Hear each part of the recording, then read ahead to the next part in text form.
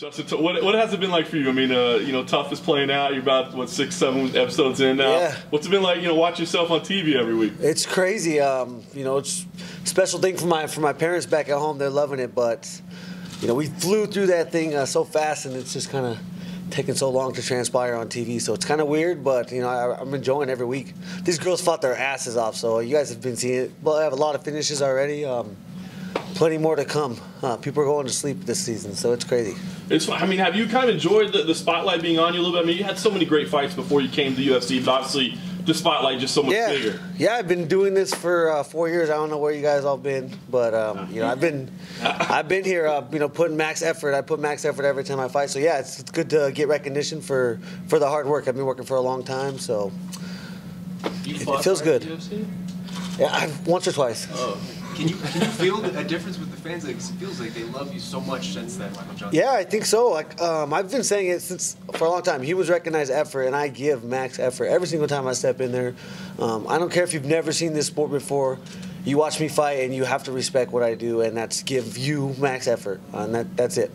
Coaching the girls, what was the experience really like? Because you've had all these different personalities in the house, and I know that you've trained with a lot of girls like Rose and Amir. Yeah. But what was the experience like for you working with them?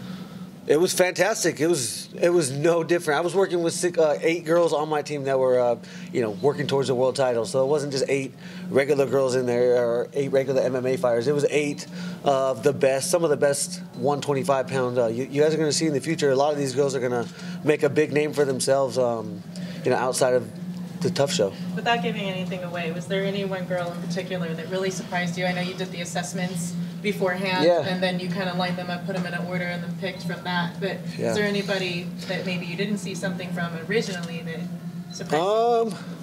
Yeah. Hey, Nico's first fight against Lauren it shocked everybody. I knew she had it in her in practice, and just talking to her in conversation, I know how passionate she is or was, coming into that fight. So yeah, I knew that was going to happen when it did, and when she went out there and put the pieces together, that was awesome to see.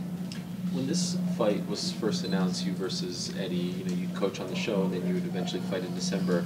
It was just a couple weeks after your debut, and I think a lot of fans were excited about the fight, but also kind of bummed that they'd have to wait 5 months to see you fight again. Yeah. But your manager, Ali, said that he actually liked this for you because he wanted to give you sort of a break after the fights, and you kind of need some time off. Yeah. Do you agree with that? Yeah, absolutely. The way I fight, I fracture my foot, 85% of the time, 80% of the time I fight. So I need my time. I need my time to rest. If I'm going to be as prepared as I need to be, I need to take 3-4 weeks off in between after a fight. So that's something that I don't care if I would have done the Ultimate Fighter or not. I wouldn't be fighting until December. Okay. And I don't take late. And I doubt I'll take late replacement fights in the future. I don't like taking. The way I fight, the effort I put in, I expect myself to have 8 to 12 weeks of preparation, and that's the way I do things. So I hope to never make the mistake of, I just want to put it on record for myself to look back on. But I hope I never make the mistake of taking a last-second fight because inside I would want to, but shouldn't happen. I remember seeing you at a weigh-in for the UFC. I think it was back in Toronto in December, and you were just kind of walking around. No one really was recognizing you, right? You were there with your teammate. I'm assuming life has changed a lot. You're on television every week. You had that amazing fight, maybe the fight of the year. Do you feel like life has changed, like you're getting noticed a lot more, less privacy, things like that?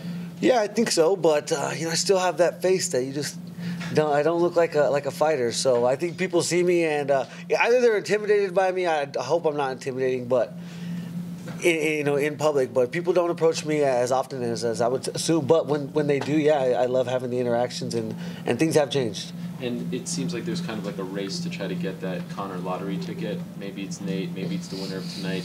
Do you feel like if you beat Eddie, you can sneak in there and fight him next? Hey, I think the name of this game is how you. It's not if you win. Obviously, you have to win, but it's how you win. These guys are going to go in tonight, and if they come in and there's a decision or barring a decision, they're not going to come out of that thing. And that was a very nice knockout.